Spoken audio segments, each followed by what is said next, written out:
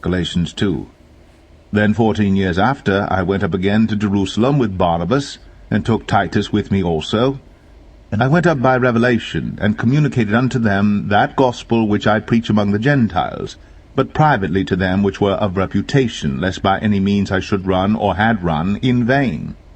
But neither Titus, who was with me, being a Greek, was compelled to be circumcised, and that because of false brethren unawares brought in, who came in privily to spy out our liberty which we have in Christ Jesus, that they might bring us into bondage, to whom we gave place by subjection, no, not for an hour, that the truth of the gospel might continue with you. But of these who seem to be somewhat, whatsoever they were, it maketh no matter to me, God accepteth no man's person. For they who seemed to be somewhat in conference added nothing to me, but contrariwise, when they saw that the gospel of the uncircumcision was committed unto me, as the gospel of the circumcision was unto Peter. For he that wrought effectually in Peter to the apostleship of the circumcision, the same was mighty in me toward the Gentiles. And when James, Cephas, and John, who seemed to be pillars, perceived the grace that was given unto me, they gave to me and Barnabas the right hands of fellowship, that we should go unto the heathen, and they unto the circumcision. Only they would that we should remember the poor, the same which I also was forward to do. But when Peter was come to Antioch, I withstood him to the face, because he was to be blamed. For before that certain came from James, he did eat with the Gentiles. But when they were come, he withdrew and separated himself, fearing them which were of the circumcision.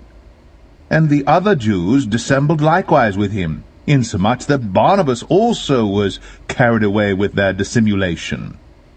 But when I saw that they walked not uprightly, according to the truth of the gospel, I said unto Peter before them all, If thou, being a Jew, livest after the manner of Gentiles, and not as do the Jews, why compellest thou the Gentiles to live as do the Jews? We who are Jews by nature, and not sinners of the Gentiles, knowing that a man is not justified by the works of the law, but by the faith of Jesus Christ, even we have believed in Jesus Christ, that we might be justified by the faith of Christ, and not by the works of the law. For by the works of the law shall no flesh be justified. But if, while we seek to be justified by Christ, we ourselves also are found as sinners, is therefore Christ the minister of sin? God forbid. For if I build again the things which I destroyed, I make myself a transgressor. For I through the law am dead to the law, that I might live unto God. I am crucified with Christ. Nevertheless I live, yet not I, but Christ liveth in me. And the life which I now live in the flesh I live by the faith of the Son of God, who loved me and gave himself for me. I do not frustrate the grace of God. For if righteousness come by the law, then Christ is dead in vain.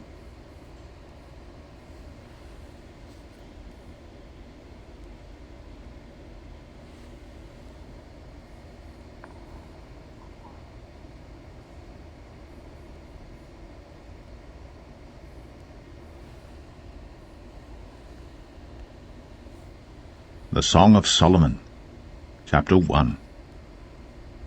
The Song of Songs which is Solomon's.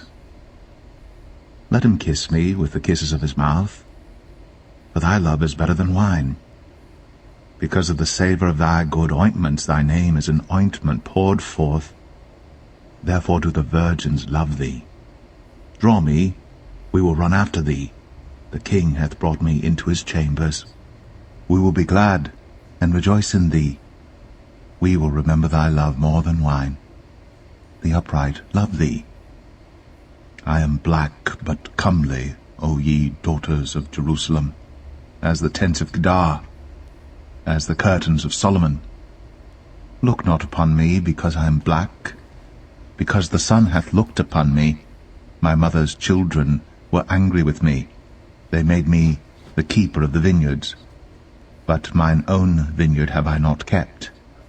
Tell me, O thou whom my soul loveth, where thou feedest, where thou makest thy flock to rest at noon. For why should I be as one that turneth aside by the flocks of thy companions? If thou know not, O thou fairest among women, go thy way forth by the footsteps of the flock, and feed thy kids beside the shepherds' tents. I have compared thee, O my love, to a company of horses in Pharaoh's chariots. Thy cheeks are comely with rows of jewels, thy neck with chains of gold. We will make thee borders of gold with studs of silver. While the king sitteth at his table, my spikenard sendeth forth the smell thereof. A bundle of myrrh is my well-beloved unto me. He shall lie all night betwixt my breasts. My beloved is unto me as a cluster of camphire in the vineyards of En-gedi. Behold, thou art fair, my love. Behold, thou art fair. Thou hast dove's eyes. Behold, thou art fair, my beloved. Yea, pleasant also. Our bed is green.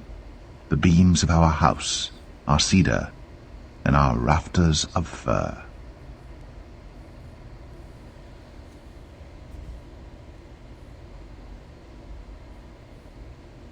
Song of Solomon 2.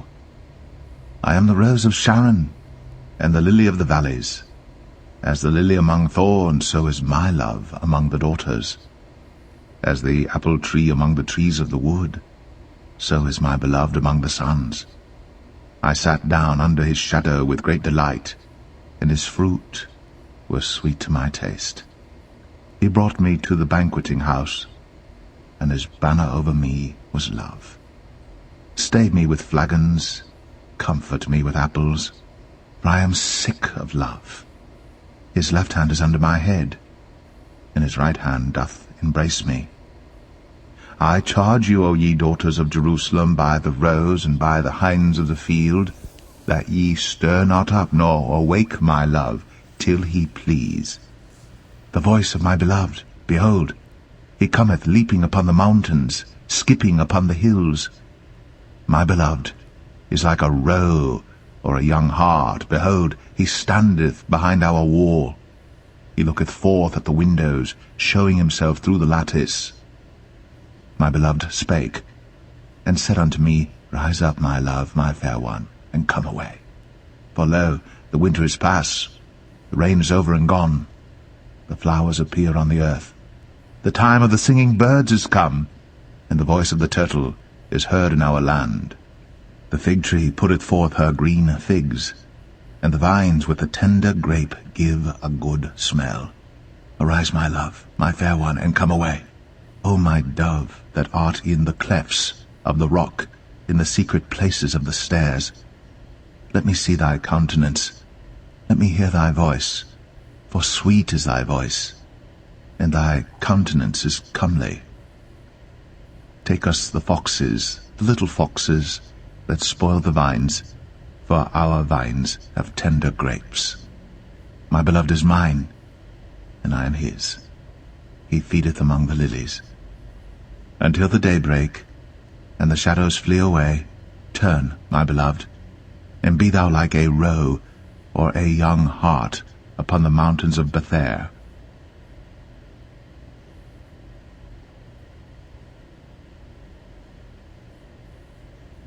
Song of Solomon 3. By night, on my bed, I sought him whom I so loveth. I sought him, but I found him not. I will rise now, and go about the city in the streets, and in the broad ways I will seek him whom my soul loveth. I sought him, but I found him not. The watchmen that go about the city found me, to whom I said, Saw ye him whom my soul loveth? It was but a little that I passed from them, but I found him whom my soul loveth. I held him, and would not let him go, until I had brought him into my mother's house, and into the chamber of her that conceived me. I charge you, O ye daughters of Jerusalem, by the roes and by the hinds of the field, that ye stir not up nor awake my love till he please. Who is this that cometh out of the wilderness, like pillars of smoke, perfumed with myrrh and frankincense, with all powders of the merchant. Behold his bed, which is Solomon's. 80 valiant men are about it, of the valiant of Israel. They all hold swords, being expert in war. Every man hath his sword upon his thigh, because of fear in the night. King Solomon made himself a chariot of the wood of Lebanon. He made the pillars thereof of silver, the bottom thereof of gold, the covering of it of purple, the midst thereof being paved with love, for the daughters of Jerusalem. Go forth, O ye daughters of Zion, and behold King Solomon with the crown wherewith his mother crowned him, in the day of his espousals, and in the day of the gladness of his heart.